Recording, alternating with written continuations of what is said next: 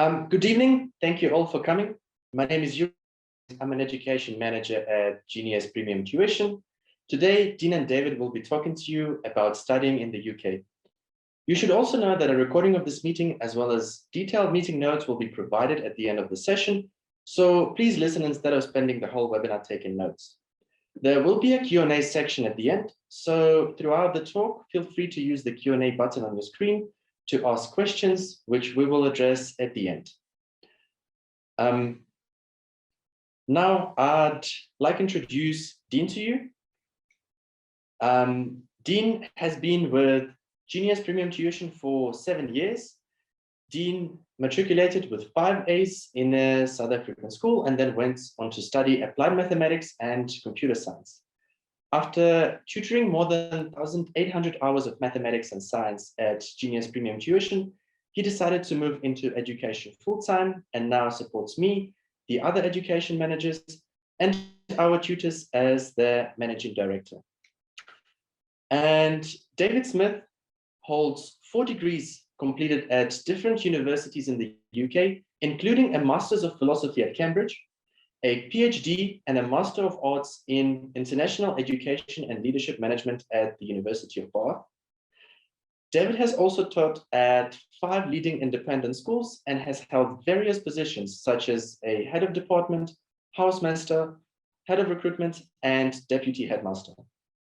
He has 4 children who currently all attended independent schools and a large network across the independent sector. He knows the industry inside and out. Currently, the director and owner of David Smith Education, which provides consultancy services for applicants to UK independent schools and universities. The company also arranges international fairs to introduce prospective families to senior staff and admission teams from independent schools. Now, over to Dean. Terry. So Genius has been supporting students since 1993 to transition to UK universities and universities all over the world, really. We've taught about 280,000 lessons, and many of these have been focused on school curricula like the IEB, Cambridge, and UK national curricula, and many on entrance exams and similar standardized tests such as the UCAT, BMAT, SAT, MAT, STEP, and then the TOEFL and IELTS. So today we're going to be talking through quite a bit as pertains to moving to and studying in the United Kingdom. First, I'm going to be talking about the school structure, the different school boards that students in high school have access to, and how Cambridge fits into that whole program. Then we're going to hand over to David, who is going to be talking about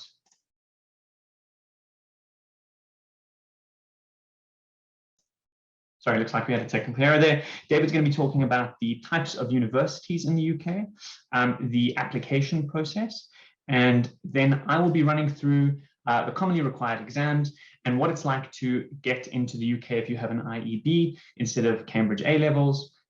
David's going to be running through the university entry requirements, the best universities, scholarship information, and then we'll be talking about what we do at the end. Next slide. Good.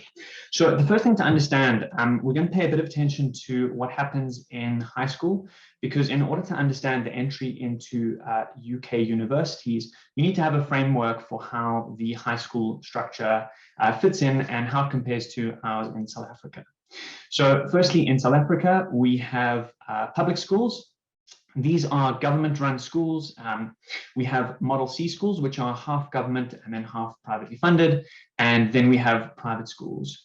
In the UK, they have state schools, rarely referred to as government schools, although they are government schools. And then separately, private or independent schools. Public schools in the UK mean something very different there than they do here in South Africa. In the UK, public school is effectively an elite subset of the private schools. So quite different from what we're used to.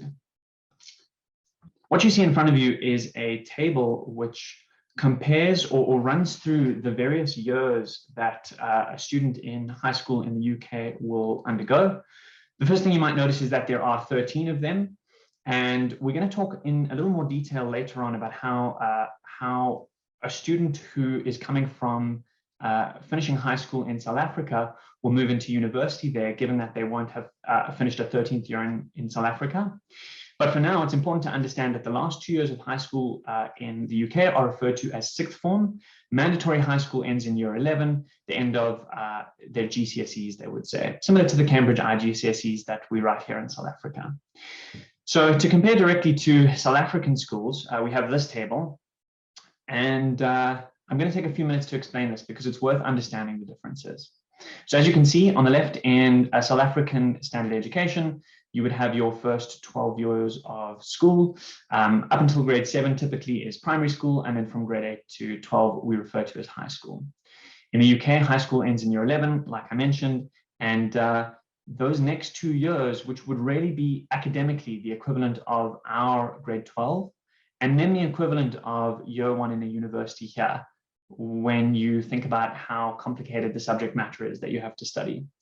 So we have sixth form, that's equivalent to your grade 12 in South Africa and year 1 in a university. How does that work? Because ultimately you have to have a sort of a point at which the education system catches up. And this chart actually shows that when you get to the end of a degree in South Africa, an honours level degree, which would take 4 years, you'll be a certain age. And in the UK, you would have done an honours level degree, which would only have taken you 3 years after your sixth form. And that's when the whole system sort of catches up and equalizes it. That's how we like to think about it. So that's important to understand when it comes to thinking about transitioning to university. Again, that doesn't mean you have to do an extra year before going to do your undergrad, although we'll get into that in more detail in a minute. Okay, so and then just a very brief comment on the kinds of exam boards they have in the UK. So in South Africa, for example, you can finish with an IEB Matric. You can finish with a standard CAPS Matric if you've gone to a private school that has CAPS, or a government school. There are alternatives, International Baccalaureate and Cambridge. In the UK, they mostly will write GCSEs and then AS and A levels. AS and A levels being the sixth form that I referred to earlier. But these won't be Cambridge. These will more often than not be AQA, all right? That's the largest exam board. So a student would write AQA GCSEs, let's say, or OCR or Edexcel. There are obviously some schools in the UK that do Cambridge, which now, by the way, is CAIE, not CIE. That was updated recently. But those are rare. Mostly it's AQA, OCR, or Edexcel, also known as Pearson. I think another note on this, it's important to also just understand that schools won't always write the same. You know, in South Africa, if you're in an IEB school, all of the subjects that you write are going to be IEB subjects. But in the UK, you may have an OCR Maths, an AQA English, and Edexcel Science. Your school will elect which exams to write at the end of the period. Okay, now I'm going to hand over to David Smith, who's going to take us through the types of universities.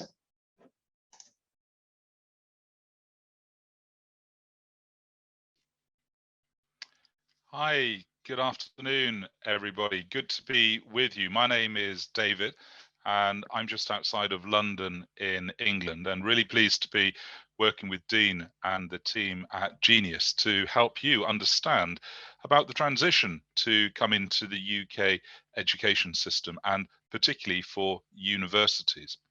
So what I'm going to do is just talk about the different types of universities in the UK, and also to talk through the way that the application system works. So firstly, let's think about the range of universities in the UK. The first thing that I often have to say with students coming into the UK, there are more than 2 universities in the UK. Everyone seems to have heard of Oxford, and everyone seems to have heard of Cambridge. And beyond that, sometimes people's understanding is a little bit limited. But there are over 130 universities in the UK. And I think possibly what helps is to give you some of the terms that are used to describe them. Some universities are referred to as the ancient universities, and the clue's in the name there. Some of them are very, very old, sort of almost heading for 1,000 years. Red brick, as the name suggests, they are built of brick, and they are mainly from the Victorian period, so mid-late 19th century. We've then got plate glass, and again, lots of glass, lots of steel structures, and this is the 1960s. So a real expansion of higher education opportunity in the UK in that post-war period. We then got more recent universities, so new universities. Some of these used to be called polytechnics, where perhaps the focus is more on vocational courses rather than pure academic courses. So the kind of subjects, for example, something like performing arts or design and fashion. So those were formerly called polytechnics. Many of them are now called universities.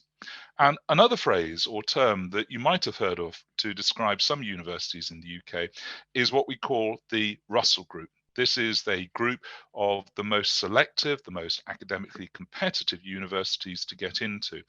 And perhaps I ought to say there is some overlap between membership of maybe being an ancient university and being in the Russell Group. So let's think firstly about the ancient universities. So there we are. There are the ancient dates. So the University of Oxford claims to be 1096. It depends how you define foundation. Cambridge, much more modest, only 1209. So you can see the dates there of some of the Scottish universities: St Andrews, 1413, University of Glasgow, 1451, University of Aberdeen, 1495, Edinburgh, 1582, and Dublin in Ireland, 1592. Now, I'm a historian, and I'd love to give you some of the politics behind the origins and the foundations of these universities, but a lot of it has to do with the UK's relationship with France and the need to have education very firmly in England rather than in Paris. So Oxford claims to be the oldest university in the English-speaking world. And again, I'm sure you've heard the phrase that if you're applying to Oxford or Cambridge, you can't apply to both, I'm afraid. We refer to that as an Oxbridge application. And there's a particular route that you need to go through. And I suppose the key, perhaps at this point, to make about an Oxbridge application is you have to do it quite early in your final year at school. So for students in the UK, as Dean said, we talk about sixth form. So that's for students from 16 to 18, 2 year groups, otherwise known as year 12 and year 13. And you apply at the start of year 13. And if you're doing Oxbridge, then you have to apply right at the start of the academic year. So let's have a look at some of the red brick. And here you go. Here's a wonderful red brick. I'm not sure if I recognize that one. It could be Birmingham, possibly.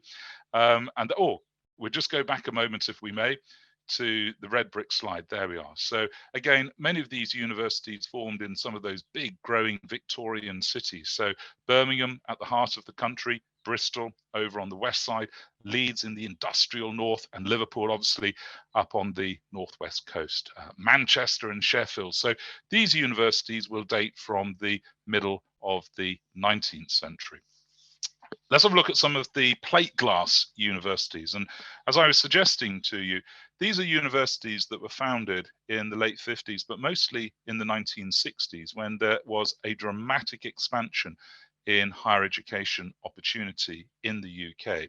So University of East Anglia, Essex, Kent, Lancaster, Sussex, Warwick, York, some really well-regarded universities within that group. So don't think that if you're going to apply to a good university, it has to be a red brick or Oxbridge.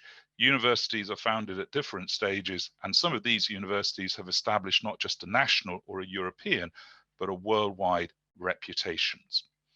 Okay, let's have a think about the final group, the new universities, or what sometimes are called the metropolitan universities. So here are some examples. So University of Chichester would be one that I've visited. University of Chichester is on the south coast, and what you'll find if you apply to Chichester, you can do courses such as history, for example, or English literature, but you can also do a lot of vocational and very practical based degree courses. So something to do with sports management, perhaps, or theatre arts. So a real range and profile of university to suit every possible applicant.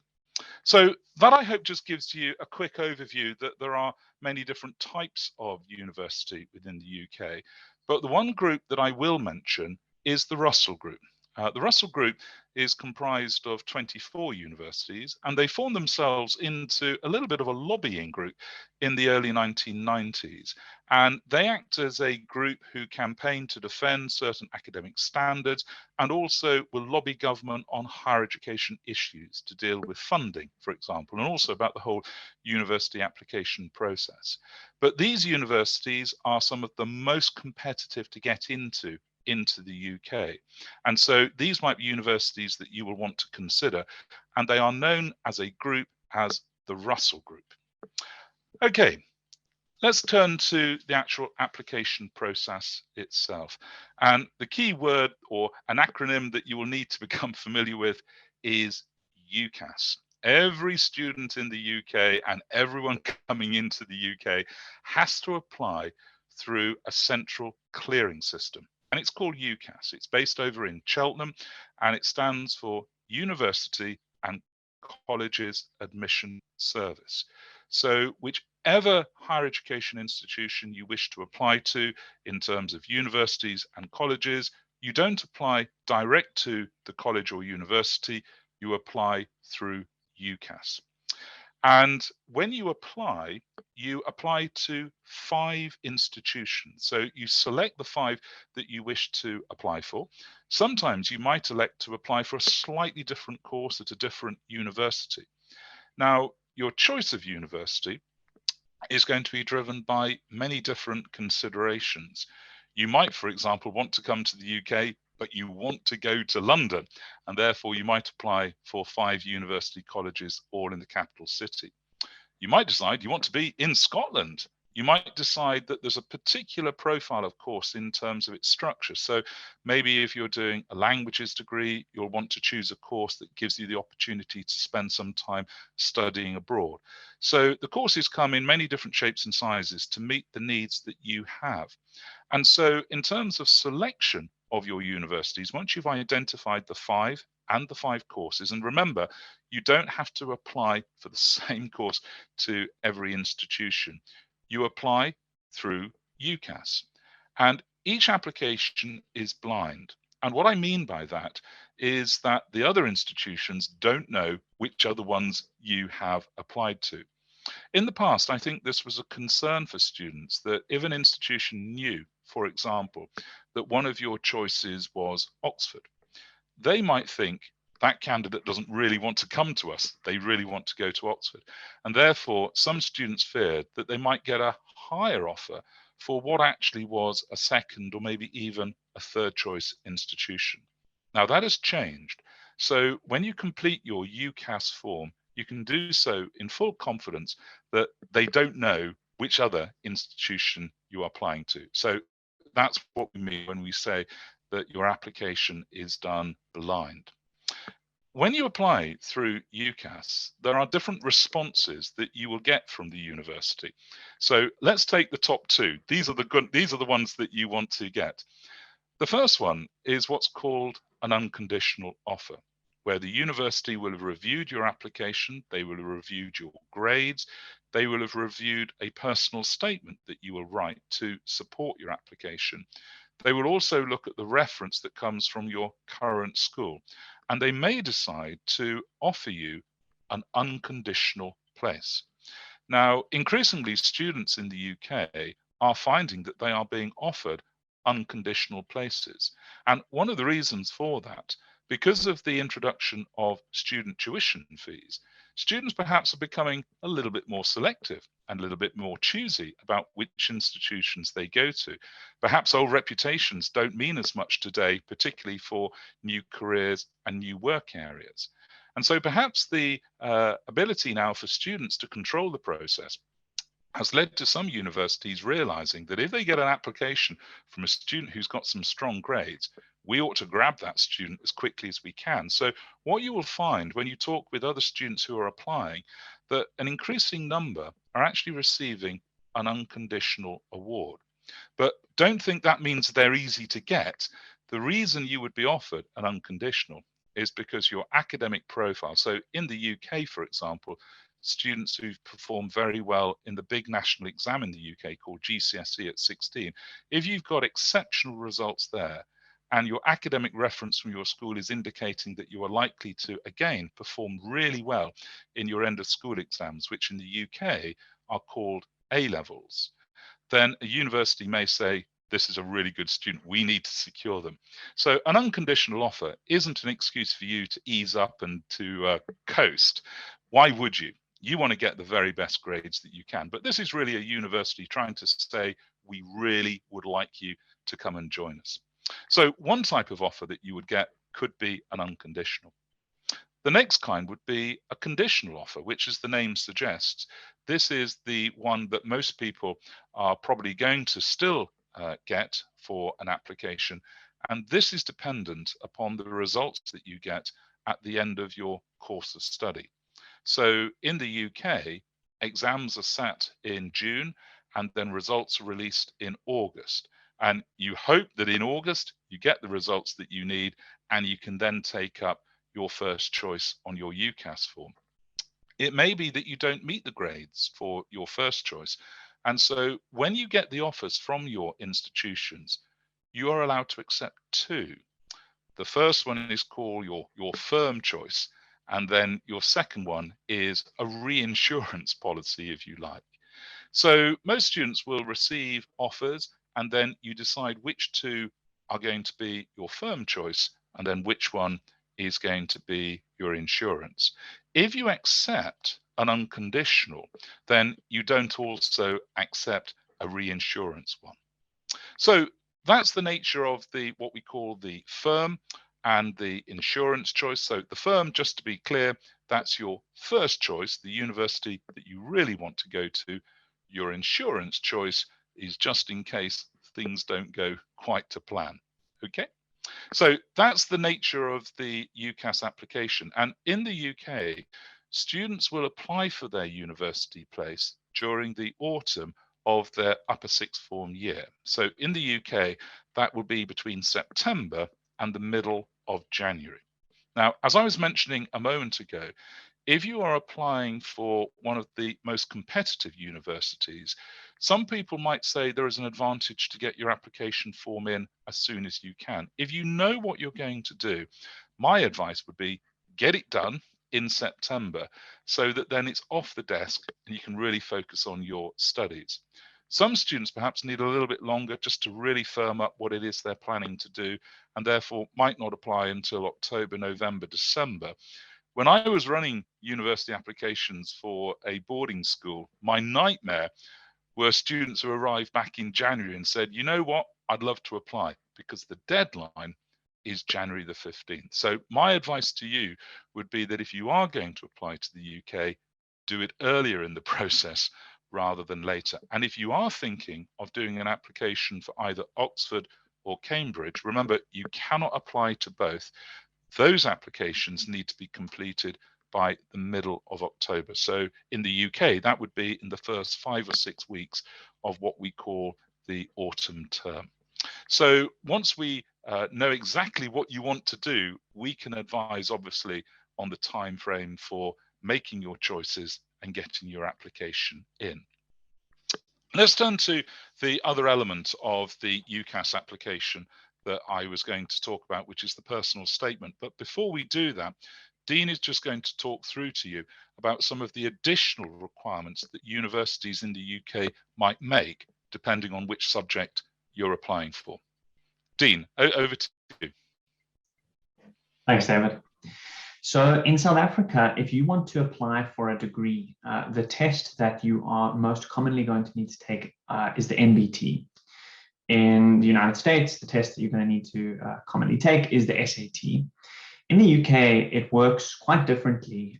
There isn't a catch-all one standardized test, except maybe for the IELTS, and I'll talk about that in a minute. But rather, there are specific tests that pertain to specific degrees that you might be going for, and even at specific institutions. So let's jump through those, and here's a summary, but we'll run through them one at a time.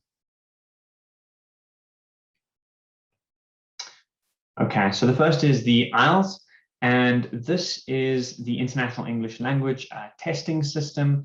This test is required in most cases for many universities when international students apply. So really, they want to make sure that you are able to listen, read, write, and speak at an appropriate level, so that you are going to be able to get the most out of your degree. If you speak English as a home language and you can prove it, you might not be able to take this test, but it very much depends on the university. It's a university-specific decision. So I'm going to run through a few details on the IELTS, and I'm going to run through a few details on the following tests as well. Basically, this one is graded on a scale of 1 to 9. So half points are allowed. In other words, 6.5 is a legitimate score, 6.2 is not a legitimate score. How it actually works is each of the listening, reading, writing, and speaking subtests are graded on that scale, and then an average is worked out, and that average is rounded up to the nearest 0.5. It isn't only the UK who uses this test. Many of the English-speaking universities all over the world, especially in Australia, Canada, New Zealand, and USA, use this test or make use of this test to ensure that candidates can speak English at an appropriate level coming in. You may have heard of another test, the TOEFL. This is also acceptable. It's an acceptable alternative. It's just that that test is more commonly used in America, so for the USA. So here are some examples of scores. These are scores that either are required or the average entry scores of candidates. So in Oxford, a candidate would score 7.5 out of 9. Very difficult to do. The upper end of the scale it involves a very nuanced and in-depth understanding of the language.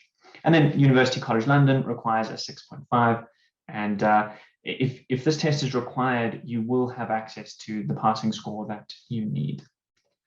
The next test we're going to talk about is the LNAT. So this is specifically if you are interested in applying for law. So it stands for the National Admission Test for Law. What's important to understand about this test, because it is for entry into undergrad, there's no knowledge specifically of law that is required. Really, this just assesses your aptitude and your ability to be successful in studying the degree as far as the university is concerned. So there are two parts of the test. The first part is a multiple choice. It's out of 42. And if you get, let's say, 30, for example, 30 out of 42 would be considered your LNAT score. There is an essay. This essay is not marked by LNAT. It is marked by the individual universities. And in many cases, it is considered part of your application, although it doesn't form part of the LNAT score. So it can be equally important. So these are some examples of average scores for successful applicants into Oxford. So these are not the passing marks. So for example, in Bristol, the average candidate scored 25 on the LNAT. That means many of them would have scored 24, and many of them would have scored 26 up and down the scale. The next one that we're going to be discussing is the MAT. This is the Mathematics Admissions Test. It is a test which is used specifically by these three universities, Oxford, Imperial College London, and Warwick. There are a couple of math tests, and we're going to run through 3, but you have to look at the university and what they require to make a decision about what test to write. But you also have to think about writing tests that are going to form part of your portfolio as an applicant and show a degree of aptitude and interest in the subject. So in some cases, and for many of these math tests, for example, even though they're not mandatory, they may be very useful as part of your process. This test specifically is a 2.5-hour test. It's done for degrees that involve mathematics, so maths and computer science. And for these 3 universities, it's encouraged, not compulsory. So again, that comes back to the fact that it isn't required, it's not mandatory, but writing it and submitting a score with your application will show the university that you really are interested in mathematics and you are good at mathematics, depending on your score.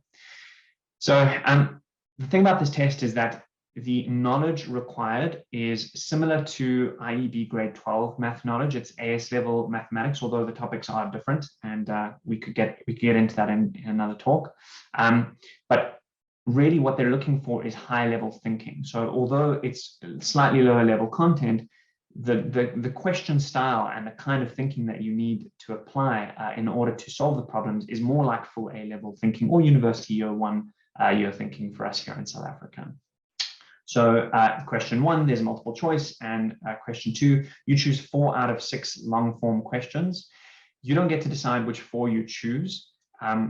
Based on the course and the university that you're applying to, you'll get that information, and you'll have to take 4 specific questions out of the 6 long form questions. Unfortunately, no calculators or formulas are permitted, no dictionaries as well.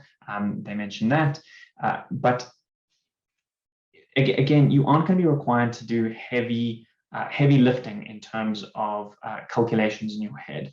There is basic arithmetic. It's more about the reasoning and the approach to solving a problem in a creative way. The next test we're going to talk about is the STEP, that 6th term examination paper, and in mathematics. So this is a fairly well-established maths exam, and just like the previous question had more A-level style questions, this test is notorious for having even higher level standard of questioning. So the knowledge required isn't very high.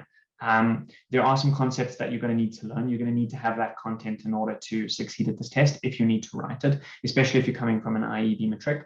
But really what's difficult about this test is the way you are required to apply and synthesize the knowledge that you have in mathematics. So depending on the degree and university you're applying to, you may need to take 1 or 2 of the 3-hour exams. They're paper-based, and you get to select 6 out of 12 questions. So you're presented with 12 questions, and you run through all of them, and you decide which you are going to tackle. So this test is used by Oxford, Imperial College London, Warwick as well, and quite a few other universities. Right, and now we have the last of the 3 mathematical tests that we're going to be talking about today, and this is the test of mathematics for university admission. So again, this is more about demonstrating mathematical reasoning skills. Of the 3, it is probably the MAT which requires a high level of content knowledge, but this is very focused on how you apply and synthesize your knowledge in mathematics, and how you approach the question, and how you're able to solve maybe a novel problem. You haven't seen that kind of thinking before, but you know how to kind of figure it out and move through the space of possible answers. So like the MAT, it is encouraged and not compulsory. However, in many cases, for many universities, a great score in this test, although it's difficult to get a very high score in terms of percentage, but nonetheless, in terms of percentile, a great score can really improve your chances and be a feather in your cap as far as the university is concerned. So again, it's used by the universities on screen, and it's a great test. Okay, so now we're moving into the space of tests which are more relevant to medical science type degrees. So this one you may have heard of before. Previously it was called the UCAT, which stood for United Kingdom Clinical Aptitude Test. And I guess more universities around the world are making use of it. So now they've renamed to University Clinical Aptitude Test. So again, this is specifically focused on medicine or dentistry. Just like the test that was focused on entry into law, this test doesn't require specifically any medical knowledge. Really what it's asking you to do is evaluate aptitude and professional behavior. And so these are some examples on screen of the kind of things that you're going to be asked to do. There are 5 subsections. Verbal reasoning. So these are really literacy IQ type questions. Quantitative reasoning, so that's numerical reasoning and your ability to use numbers. Abstract reasoning, and then the 2 which are not submitted to all universities. So again, those first 3 are probably the most important 3 subsections. Many universities consider situational judgment and decision making in the context of clinical practice. But the most important 3 are verbal reasoning, quantitative reasoning, and abstract reasoning. These are some examples of university that rely heavily on the UCAT. So this changes from year to year, depending on what's happening in the application space with these universities. But very recently, Glasgow, King's College, Liverpool, and these other universities considered the UCAT to be a substantial portion in terms of weighting of applicants' submissions. The other test that we're going to talk about today that sort of pertains to this space is the BMAT, the Biomedical Admissions Test. So this is often not mandatory. You would take this more if you want to stand out from the crowd, if you want to apply to a very prestigious university in the space of health sciences. So this one tests the actual application of scientific and mathematical knowledge. So unlike the previous test where the emphasis was more on reasoning skills and your ability to think critically and creatively, this really does test your ability or certainly a level of knowledge that you have in the domain of science and mathematics. And by the way, science means physics, chemistry, and biology, as well as high-level problem solving and critical thinking. And then separately, there's a heavy emphasis on your written communication and ability to frame things effectively and concisely. It's a 2-hour test. There are 3 main sections to the test, and I'm going to run through each of them. So the first section is where you are asked to kind of solve problem-solving skills. This is more about your ability to apply and work flexibly in terms of creative thinking and analytical thinking. So you have to be able to understand arguments, and there's also some data analysis, statistics, and inference involved. So just for your information, there are 32 multiple choice questions, and the test is completed within 1 hour. Section 2 is where the content comes in, and this is mathematics, chemistry, physics, and biology. The knowledge goes really not higher than a GCSE level, which in South Africa would be equivalent to sort of a grade 11 IEB level. Here there are 27 multiple choice questions, and this section should take 30 minutes. And then section 3 is where you are asked to demonstrate your ability to use language effectively. So they want you to basically select, develop, organize, and communicate ideas. And that's done through a 30-minute essay. No calculators, formula sheets, or dictionaries are permitted. And that is for all of the sections. Okay, so you can see here from this list of universities that candidates who apply to these more, maybe more prestigious universities in the health sciences domain would write the BMAT to bolster their application. So Cambridge, Oxford Medical School, Imperial College London, University College London, Leeds, Brighton and Sussex, and Kiel and Lancaster. Okay, so the next thing that I want to talk about, and that's important to understand just before we move on to what it means to write a personal statement, which David is going to be running us through, is, you know, we get this question often: can I apply to a UK university if I've just done an IEB Matric or a CAPS Matric?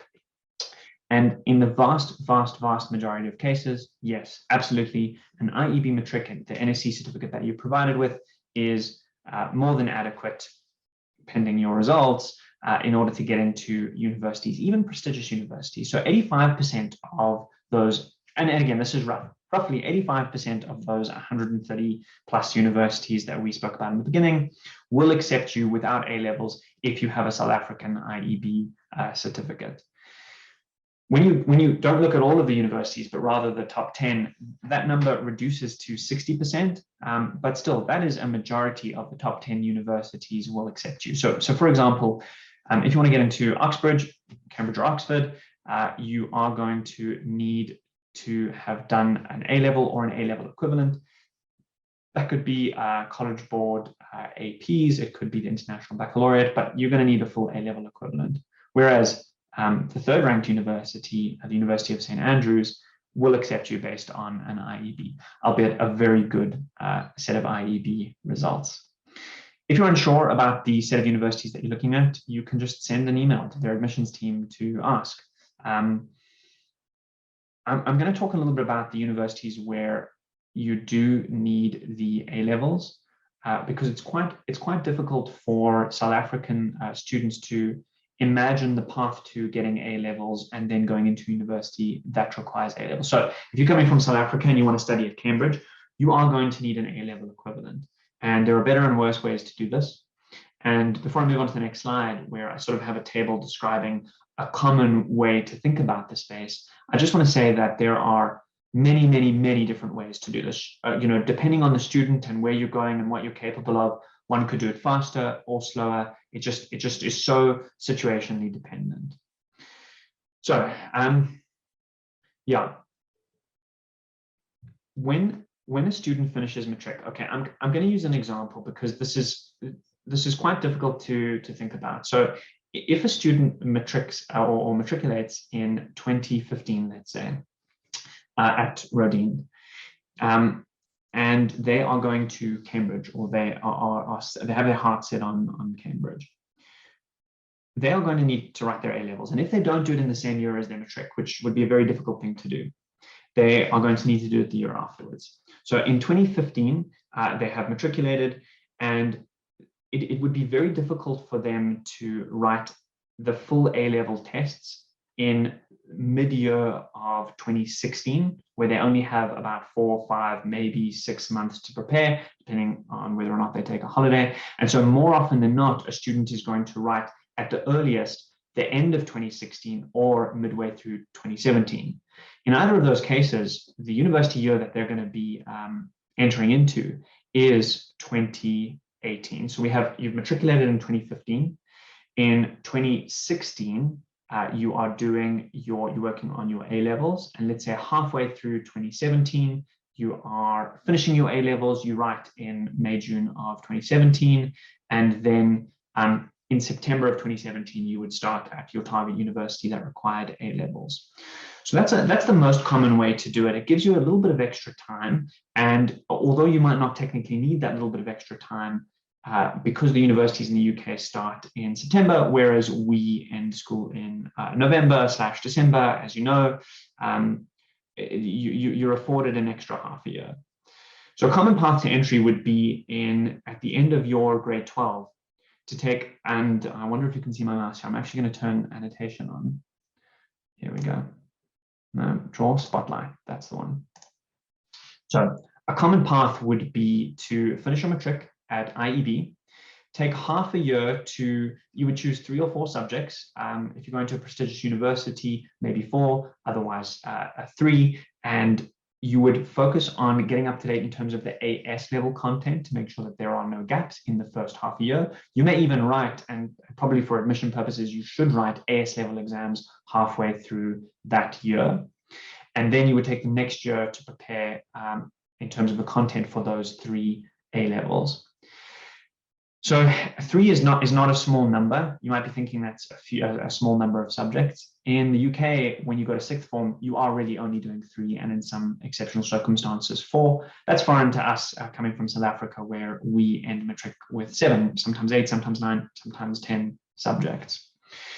Again, I want to stress this is not the only way to do this, and this specifically is for universities that require A levels. If a university doesn't require A levels and you can get in on your Matric, then you could very well go, if you matriculated in 2015, you could start at the university in September of 2016. All right, let me turn this annotation off.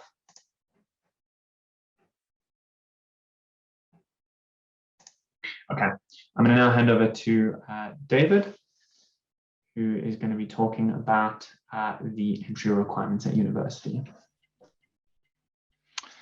Thanks very much, Dean. That was fascinating to just hear about the similarities, but also the differences, obviously, between your curriculum program in South Africa and the UK. And just to echo one of the points that Dean was saying, in the UK, the 6th form study starts when you are 16 years old, and it's a 2-year course. So we call it year 12 and year 13, but normally it's called 6th form.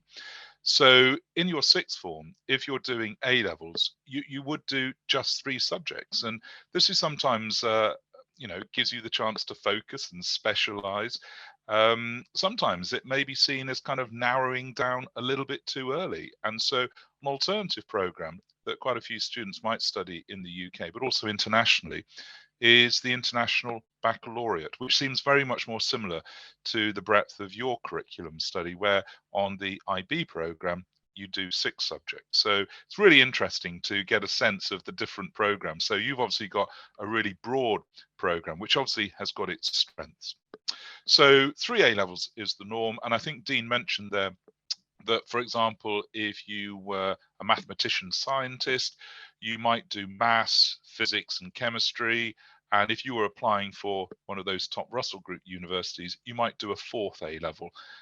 In very, very exceptional circumstances, you might hear of a student doing 5 A levels, but that is very, very rare. 4 is unusual. 3 is definitely the norm. And what I would always advise students doing A levels, if they were doing this in the UK, is all university offers in the UK are based on 3 subjects. So you don't have to do 4 or 5 or 6, you do 3. Now, something I mentioned earlier with your application through UCAS, that's the central clearinghouse for all higher education applications in the UK.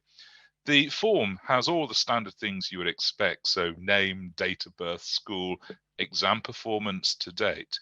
But you also get the opportunity to submit what we call a personal statement. And as it would suggest, this is something you write in which you set out your reasons for your application. Now, remember what I said earlier, you can apply for 5 institutions. So you do need to be careful when you write your personal statement. If one of your choices was Bristol, you don't want to keep saying, I really want to go to Bristol in my personal statement. You have to keep it very, very broad and very, very general. If you are applying for Oxford and Cambridge, you will then submit an additional application form to Oxford and Cambridge where you can actually refer to why you want Oxford or why you want Cambridge. So the personal statement is your opportunity to really show and to articulate why you want to do that course. What are your skills? What are your experiences, both in terms of school, so in terms of the broader curriculum that you've been involved in, whether or not that might be in sport or music or drama. Maybe you've had a leadership responsibility, for example. So you are showing the skills that you have got. You are showing how you have put yourself out. Work experience is really important, particularly for certain subjects. So if you are thinking of doing veterinary science, you really do need to get some good work experience behind you, because it says you're committed. It says that you've got a real interest and that you have put yourself out to prepare yourself as best you can before actually taking on university study. But it has to be quite short. You're not writing an essay of 3,000-4,000 words. Your personal statement has to fit within a very clearly defined box on the UCAS form. So it's only about 500 words. And so students will often draft this, get advice from their staff at school, but it does need to be a genuine reflection of what you are all about. And if you're applying for a course which might involve an interview, you want to make sure that you really can back up all those things you've read, all those places you've been to. So it needs to be honest and sincere. I think the word that I would always use for students who are writing a personal statement is you want to show your passion. Remember, you don't have to go to university. And I always say this to students, that there are many paths that you can take when you finish school. A lot of students want to go and do some very practical things. They want to go and do some work experience. Maybe they want to seek employment. And that's absolutely the best route for many students. So don't think you have to go to university. But if you decided to do it, you've really got to show you're keen. And so really show your passion, show how you have explored your subject. Maybe talk about some of the places you've been that have really helped to reinforce or maybe focus your ambitions within your chosen area. And the word I would always use is, we sometimes talk about going to university to read a subject. Hopefully you're going to spend more time in the library than sitting in lectures. And so you want to give a real sense of what you have learned on your own. What research have you done? Maybe some of you have written some academic papers. Maybe you've done some presentation to your peers or in other settings. That's what you want to be talking about in your personal statement. Now, one of the key things that we have to address in terms of coming to the UK is all of the ranking tables. Now, there are ranking tables for every conceivable criteria you can imagine. And so when we look at some of the tables, the Times Higher Education Supplement is a academic journal where you will read articles all about higher education, particularly about research opportunities and university life in general. They compile a table every year, and there are lots of different criteria that they use. So one of the criteria, for example, might be the level of research work that's going on in the university, the amount of funding that that university has got from various bodies to promote research and development in particular areas. It also includes issues such as student satisfaction, how many students actually complete courses. So there are many different criteria that are used in the different league tables. So I think they have relevance, but I would always add a caution here that ultimately the best university for you is the one that is best for you. And you might have some very specific needs and very specific requirements. So what I would say is don't be led by the league tables, look at them, but always do so with a very open mind, because your particular subject specialism might be one which is going to draw you to a handful of universities that, for a whole variety of very legitimate reasons, mean that they don't happen to appear in the top 10 of some of these ranking tables. But there are no surprises with some of the names mentioned here: Cambridge and Oxford, University of St Andrews, the London School of Economics, often called the LSE, obviously right in the centre of the city, Durham University up in the north.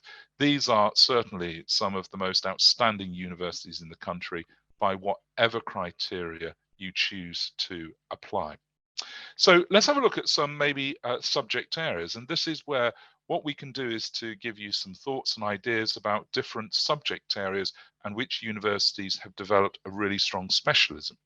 So those of you who are thinking of a business related degree, possibly in business management, you might want to consider the University of St Andrews up in Scotland, King's College London, or KCL as it's often called, University of Bath, UCL, University College in London.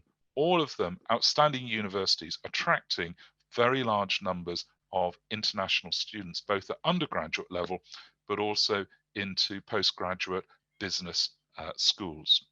So that's business. Economics, a subject that some of you might be considering. Cambridge and Oxford, not surprisingly, again, St Andrews. The one there which maybe you wouldn't have thought of would be Warwick. Warwick University has established itself as a world-leading institution for business, economics, for management studies.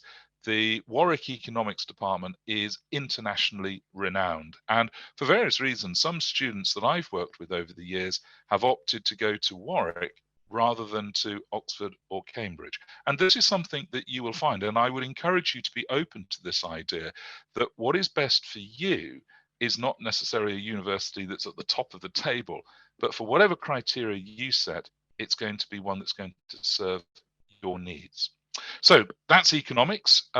Medicine, highly competitive, as Dean was saying. And one of the things I would say about applications to UK medical schools, be patient, because although you have to apply quite early in the process, very often the offers that are made will sometimes be some of the last to be made during the university admission process. So you need to be patient with the application for med school. So University of Dundee and Glasgow and Aberdeen up in Scotland, University of Oxford. So competition there very strong. And as Dean was mentioning, you would have to do the BMAT test. So that's the test for aptitude for medical studies. So that's medicine. Biological sciences, and again, we go back, there we are again, Cambridge and Oxford, obviously, Dundee and Imperial College London. A lot of students think of Imperial as being very much engineering, physics and maths, but it has an exceptional reputation for the broader biological science area. And so it's one that some of you, if you're thinking of that area, might want to consider. And again, you may really want to come to the UK to be based in London. So you may actually put Imperial, which in this league table is ranked 4th, over Cambridge, which is 1st. As I keep saying, it's about what's best for your particular needs. Let's go to an area which is very much part of the new university, so communication and journalism. Here we've got Loughborough University, which is in the heart of the UK, just north of Leicester, University of Leeds, Newcastle, Sheffield University. So this is developing your skills to go into communication, whether or not that's within broadcast media or possibly in journalism. So again, so many different courses depending on your particular needs and interests. Engineering. Engineering, a really popular subject for overseas students coming into the UK.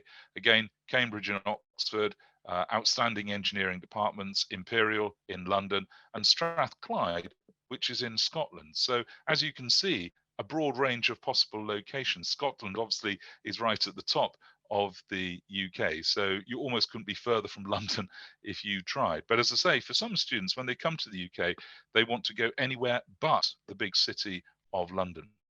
So engineering universities, and finally law schools, where, as Dean was saying, obviously you would have to sit that supplementary test for law. So again, Cambridge and Oxford, UCL in London, King's College in London. And this is where what we can do is give you guidance and advice in terms of steering your research. There are so many institutions with so many variations and courses on offer. It can be a little bit bewildering, but we can hopefully help you to really focus in, and then working with your criteria, identify those institutions which are going to be the best fit for yourself. But it doesn't come cheap.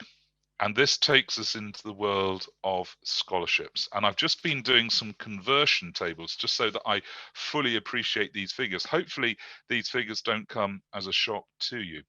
But higher education study in the UK for international students can be very, very expensive. And so those figures there, I've just done a conversion so that I understand where we are in terms of what that means.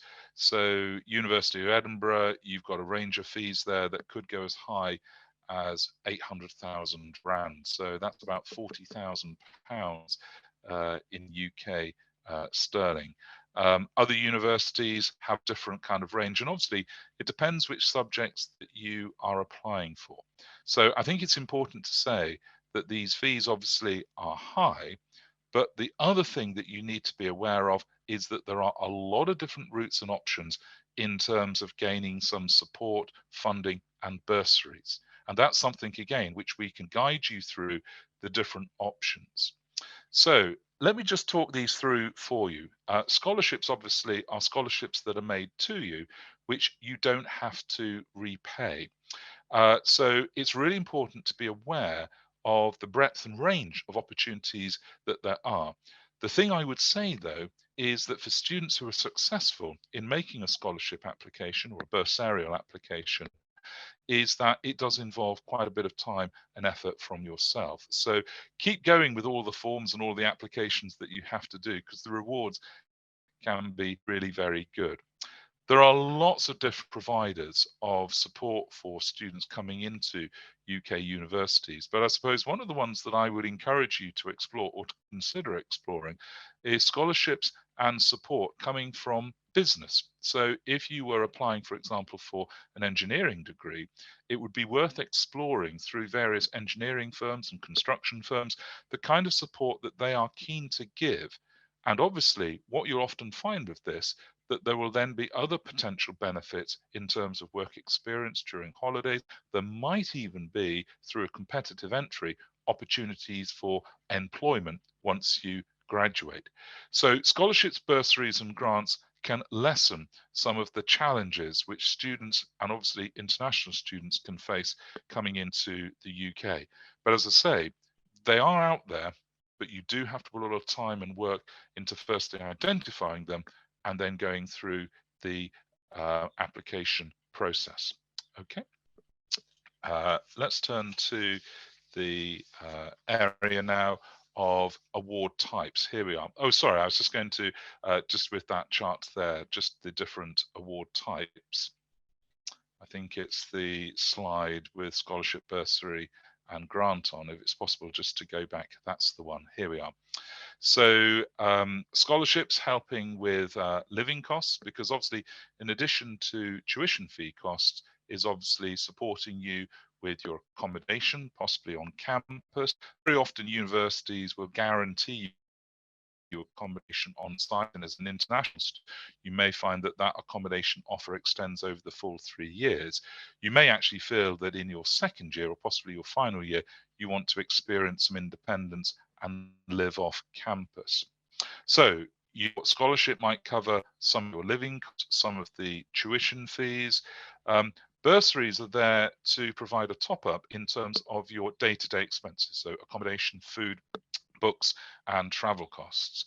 And then sometimes you might get a grant, an award, possibly from a university itself, in terms of supporting you if as part of your course you need, or there is the opportunity to spend time studying overseas.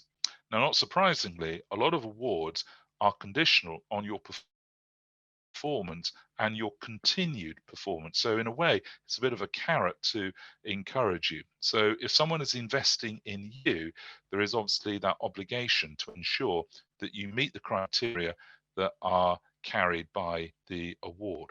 And again, what's indicated in that final column is that these type of financial supports are offered by universities, sometimes, as I was mentioning, through employer organizations, or perhaps organizations which are trying to identify young talent in a particular area and possibly trying to encourage people from a certain profile and background who might not necessarily consider going into that career path, and certainly not at that university.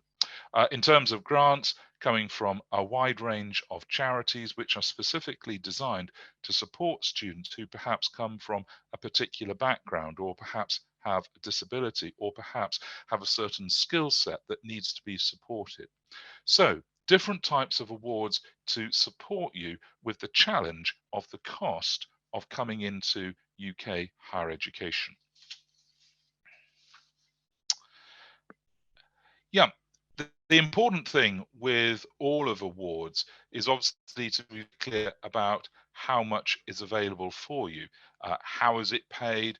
What can it be used for? And remember, you've got the cost of the tuition, and then obviously you've got the cost of maintenance to support you in terms of your living and your day-to-day expenses. And obviously, how many of these are available and timeframes. So it's always frustrating when a student puts forward a suggestion and you realize that you've actually missed a deadline. And because competition is very high for the available awards that are out there, this is a process that you need to be running alongside your inquiry for the university in itself. And obviously, eligibility criteria, you need to be sure that you do meet them in terms of academic performance and likely outcomes, specific course or subject, and also perhaps a reflection of personal circumstances. And sometimes an award might be made to you, but it is conditional on accepting that particular university and accepting them as your firm choice. So we can again support and encourage you in terms of guiding through the different opportunities that are there. Now, in terms of the application process, as I was mentioning, is it based simply upon your grades? Well, in terms of getting a scholarship, it is going to be very largely on your academic performance.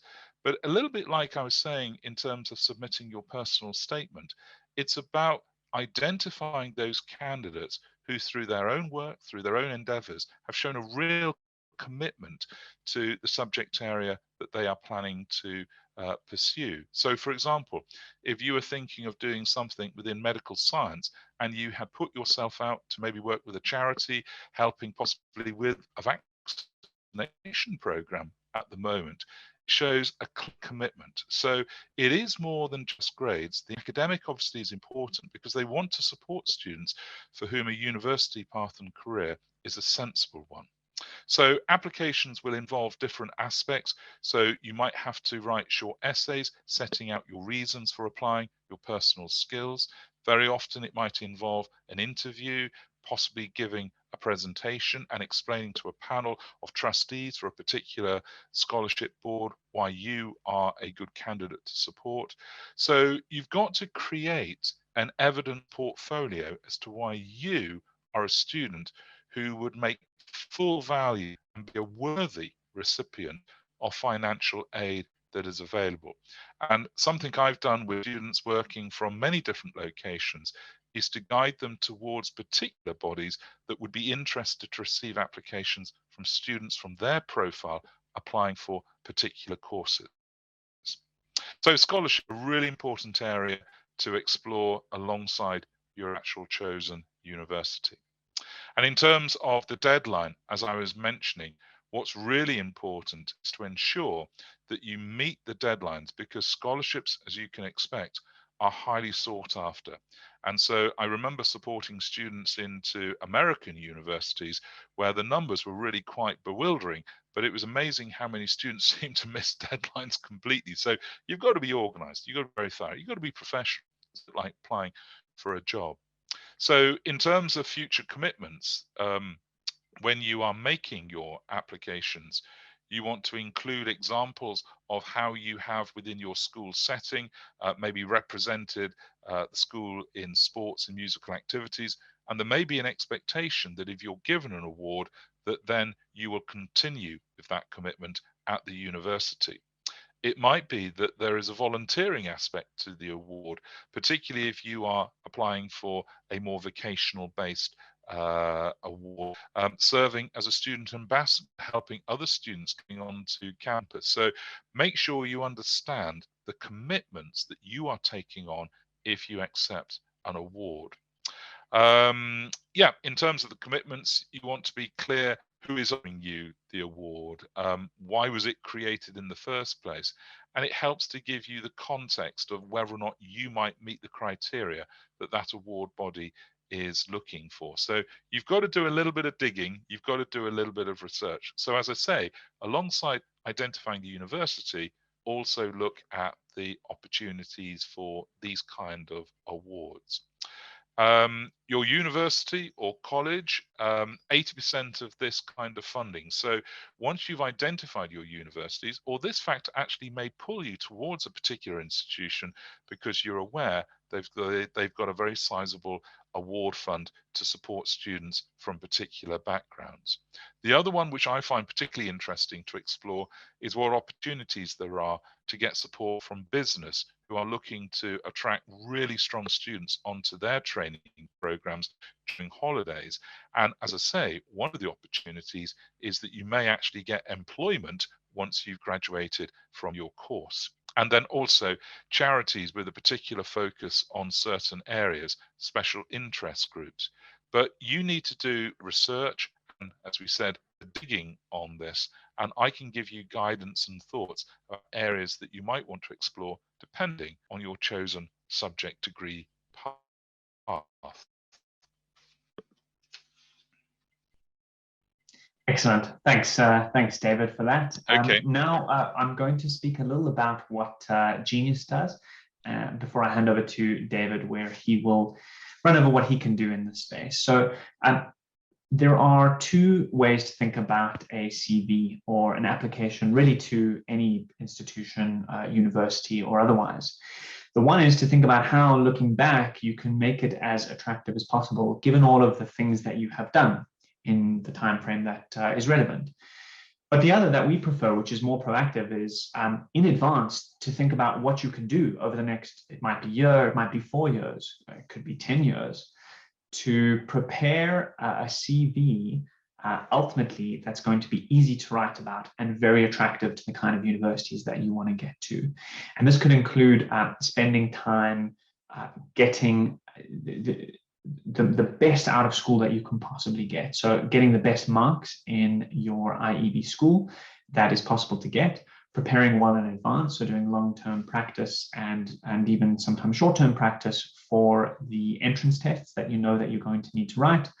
And of course, other aspects which which are added as part of your application to a school. So this could be volunteering, it could be recreational work in the space, research, as David mentioned earlier. So we can help you think about how proactively to bolster your CV. We have a sophisticated intake and assessment process, as well as consultation process that we run students through when they start with us. This can do a couple of things. So it can help you to think about what kind of universities you could look at. We consult with and refer to experts in the field and work quite closely with David Smith in this space. We can help you to identify the gaps in your IEB results and fill them in ultimately through premium private tuition, which is what we specialize in. So we have students write exams. We do diagnostics on these exams. It could be exams in the IEB space. It could be assistance with prep for additional A-levels if you need to do that. And it could be preparation in the space of additional standardized exams that you're going to need to take to apply to universities, like the ones that we mentioned earlier. Once we've identified the gaps, we assemble a team effectively of tutors who are really on-staff employees who've been trained specifically in these subdomains.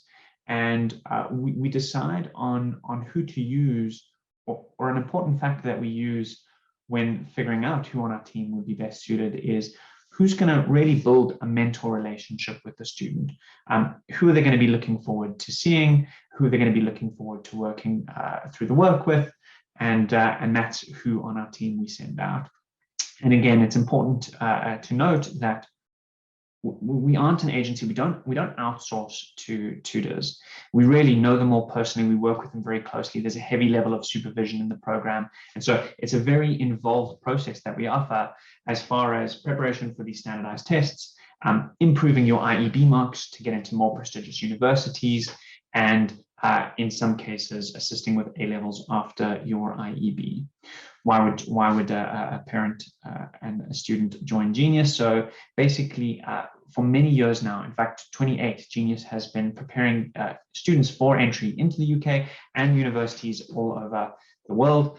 As I mentioned earlier, it's a very different thing from just a tutor agency, and we focus heavily on IEB and A-level support, as well as entrance test support. The better prepared you are proactively in terms of submitting an application. In other words, the better your results are, the more attractive a candidate you are. Ultimately, the bigger pool of universities that you will have access to.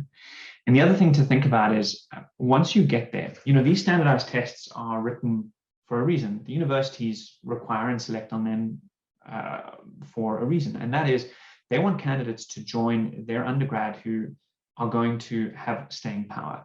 They're going to get in there, they're going to have the fundamentals that they needed from their secondary schooling, and they're going to succeed academically. And the right kind of learning in the space can really assist with that and make a huge difference in those first few crucial years at a university, especially in a foreign country. Over to David Smith.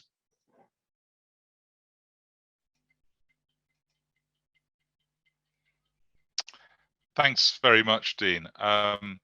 What can I do? Well, I'm in the UK. I've worked in the UK education system for 30 years. And in that time, I've probably handled 500-600 university applications for sixth form students from within the UK. And many of those students were overseas students because one of my jobs was running very large international boarding house in one of the big international schools just on the edge of London. So that involved applications both within the UK and also to North America. And so that breadth of experience covers many universities, many of the ones that we've talked about today, and also a wide range of courses. I'm a historian, and I work with a lot of students who are preparing for history applications, particularly for Oxbridge. And when Dean was talking earlier about the subject-specific tests, the wonderful name for the history test is the HAT test. Unfortunately, you don't just have to wear a variety of hats, you have to do the history aptitude test. So I work particularly with students in terms of preparing them for that process and their interview at Oxbridge. But I can support you in terms of giving you an understanding of the range of options for you And as I said earlier, identifying the universities that are going to be the best fit given your criteria. I also wear the hat of having 4 children who've all been through the process, and it's fascinating that when you are supporting your own child writing their personal statement, how very much more it means to you. So I hope by having worked across the education sector, having worked, as I say, with many students, including many international students, by having studied myself at 4 different universities, including Cambridge, I can hopefully give you an insight into some of the realities, some of the challenges, and the best way that you can prepare yourself in terms of your application at every which stage. So I hope that this has been a useful opportunity to encourage you to apply to come and study in the UK. Thank you very much. Cool. So thanks, David, for that. What we're going to do, we're running a little over time, guys, so apologies for that. I know it's late on a Thursday evening. What we're going to do is move into a very brief Q&A section. We're going to take 20 seconds just to allow the questions to come in, and we'll be back with you in a few seconds.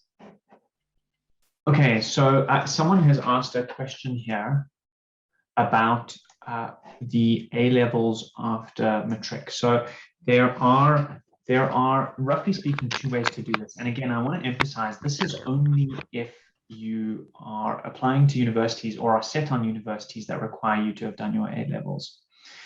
The one way is to think about how in South Africa you would prepare for your AS levels exams, either concurrently with Matric or ideally half a year after you finish Matric. In other words, May, June of the next year. And then 1 year after that, so May, June, the year after that, to write full A-levels with an institution here in South Africa. Again, you would only need to do 3 subjects, maybe 4 in extreme situations, as David mentioned earlier. And the question is, would you want to do that in South Africa or in the UK? And that very much depends on the family and the specific situations of what you're looking for and whether or not you can get into a 6th form college. And maybe, David, if you could just speak to that a little bit. Absolutely. I mean, there are lots of 6th form providers, many of them obviously in London, and they are very aware that international students coming from Southern Hemisphere are on a different academic time frame. And so it's very much an option to come the UK to A-level courses in January. The normal academic year in the UK, as Dean was saying, would be September through to late June. So our academic year is about to finish in the next fortnight. But because of Southern Hemisphere timescale, you could come to the UK in January, and that's where I can support you in terms of identifying the best fit 6th form college to support you through your AS and then your A-level studies. And again, because they are aware that you need to do this on a fairly fast track, but as Dean was saying, you're not going to do your 3 A-levels just in a year.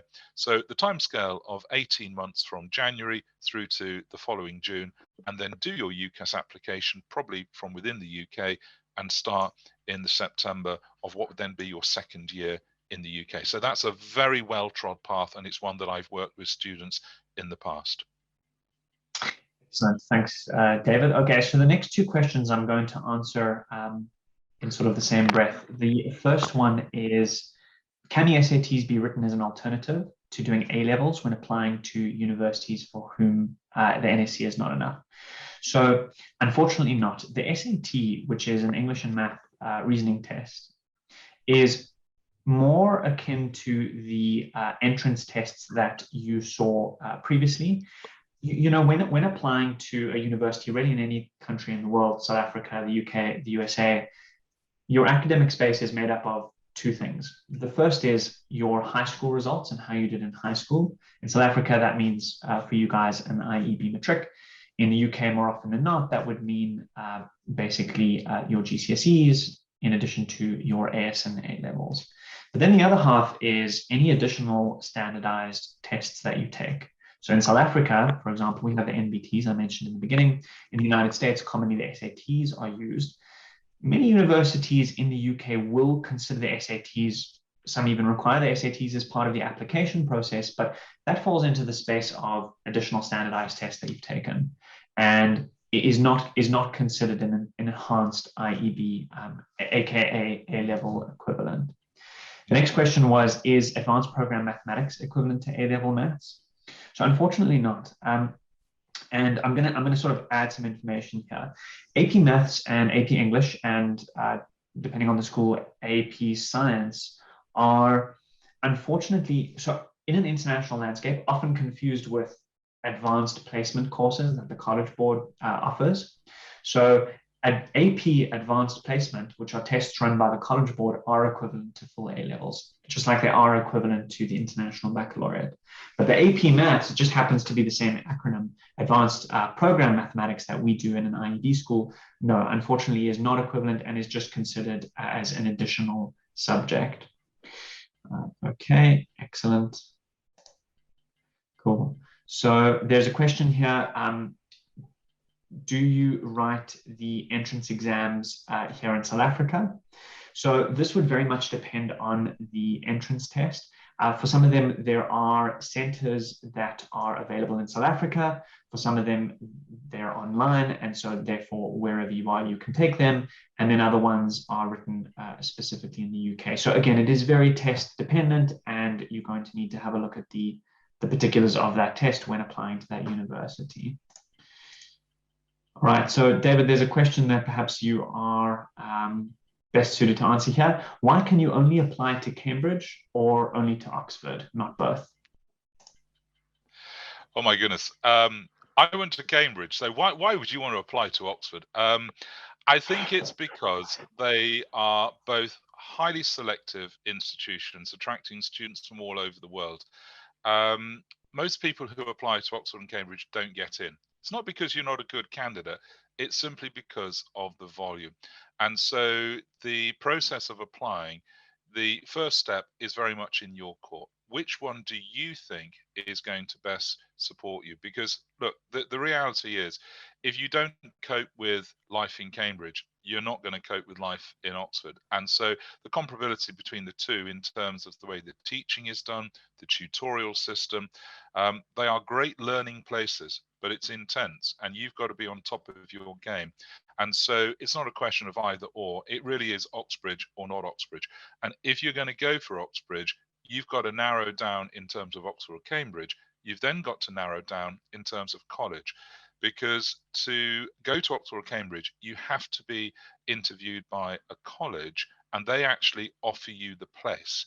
And by being accepted by a college, you then become a member of the university. So if, for example, you decided to go to Cambridge, you've then got the joy of trying to work out which college you're going to apply for. And so again, that's where I can give you guidance and support. It's not to suggest that one college is easier than another college, but they are different sizes, they are different locations, and they've got different specialities. So you can do what's called an open application. And an open application, whereas you don't specify that you want to be selected by a particular college. There are some students who they only want to go to Cambridge and they only want to go to Trinity College and they're not interested in anything else. And that's where I can support and help you in terms of giving you guidance across the subject areas as to which colleges you might want to consider. But as I've kept saying, you will have your own criteria. And just between the two cities, Oxford and Cambridge are very, very different. Cambridge is comparatively small in terms of the UK, probably about 60, 70,000 people. Oxford is heading towards 450,000. So they are quite different in their feel and their atmosphere. But unfortunately, you can only apply to one of them. Excellent. Okay, so there's another question here. Perhaps I could start answering, and then I'll hand over to you, David. So someone asked, what are the best universities for humanities in the UK at the moment? So I want to just start that answer by saying there are many different ranking systems available online. And if you literally type in on Google, best universities for humanities in the UK, you're going to get a result that you can use to sort of, you'll get a table which opens up that you could filter by certain criteria, and they'll give you a ranking based on some rank system. Having said that, David, I don't know if you have any top of mind universities. Well, again, I suppose I'd have to ask you, which humanities subject are you talking about? If you were applying for history, I'm a historian. And so I have a lot of friends who work in higher education, and I've just noted down 5 universities that immediately came to mind when you said humanities, because I just thought history. If you were a historian, which universities outside of Oxbridge would I encourage you to consider? I would encourage you to look at Manchester, York, University of East Anglia, KCL, which obviously is in London, and Queen Mary, which is in the East End of London. And what I'd love to do is to go through in more detail particular reasons for that. But as I say, I think as Dean has said, all UK universities have a breadth of offering. Sometimes a student will be attracted to a particular university because of a particular lecturer. And I remember talking to one girl who applied to go to Sheffield University. I'll mention his name, Professor Ian Kershaw. He's probably retired now, but probably back in the 1990s, early 2000s, he was the most well-regarded UK-based historian of Nazi Germany. And so a lot of students applied to go to Sheffield because of Ian Kershaw. So, you know, students will have their own criteria, what draws and pulls them in a particular area. I think one of the things that you really need to consider is that you are going as undergraduates, and as an undergraduate you want a university course, so in my subject history, that is going to really expose you to a breadth of study opportunity, because many of you may decide to then go on to do some postgraduate study, and that's where you really do want to think about the supervisor and the faculty, probably more than you do at an undergraduate level. But for some of you, you will have the desire to be London based. Some of you might want to go right to the top of the UK to go to Scotland. So the particular lecturers maybe aren't so important to you. But again, this is what I look forward to maybe supporting some of you with. If you mention a subject, I can immediately give you some thoughts, and I can give you the reasons for my thinking behind why you might want to explore particular universities. But there are over 130, so you could spend a very long time investigating each and every one. But I look forward to maybe helping you once you've given me some kind of brief to work on. But you all want to come and be historians, don't you? So I can give you some very, very good guidance there. Excellent, thanks, David. There are 2 more questions that I want to answer, and then I think we'll wrap it up just on time basis. But to be clear, on the previous slide, and in fact on this slide, are the email addresses for both David and I, and you're more than welcome to email us individual questions, which we'd be happy to answer. So the next and final 2 questions are, can you do A-levels during grade 12, or would it be ideal to do them after Matric? And then the alternative one was, if you get 90s in Matric, is that the same thing as getting A-levels? So maybe to answer the latter first. If you get 90s for grade 11 in South Africa, you don't get to skip grade 12 and get accepted into a university.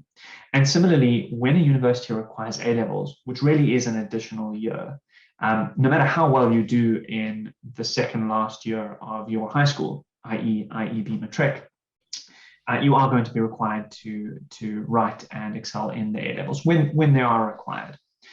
And then here, as far as doing A-levels during grade 12, so universities, or certainly sixth form colleges in the UK, will spend an entire year after having completed AS levels effectively, preparing for full A-level exams in 3 subjects. That should give you a sense of the depth and breadth of the content that is required to excel in these exams. Is it possible technically to do it? Yes, there are no limits in terms of age on when you can write your A-levels. You can send a grade 10 in to go and write A-level exams. They can sit the exam. But how well are you going to do? That very much depends. In most cases, a candidate is better suited to writing it after they have completed their Matric and they have space to prepare. But again, to answer your question, technically, yes, you can. It is possible. It would require a very, very capable and diligent student, but it is technically possible. And can I just add to the point that Dean's made there, because I would endorse that 100%, because the reason you would be doing A-levels is because you are applying for the most competitive universities, not just in the UK, but some of the most competitive in the world. And therefore, if you are going to do A-levels and you're going to take the time, you want to be securing A stars and A's, i.e. the top grades, because that is what those top universities in the UK will be requiring. If you can do alongside normal IEB, fantastic. I suspect, though, you won't have the time or space to really achieve the highest grades that you would need. Precisely, and in fact, if you wanted to go that route, you would probably be better suited to consider Cambridge for the last year, 2 years of your Matric equivalent. So I'm going to wrap up there, David. Thanks everyone for joining. Okay. Thanks for sticking with us. We've gone half an hour over time, and again, feel free to reach out and ask any questions that you have, and find out more about what David Smith Education and Genius Premium Tuition do. Thanks all. Thanks very much. Good night.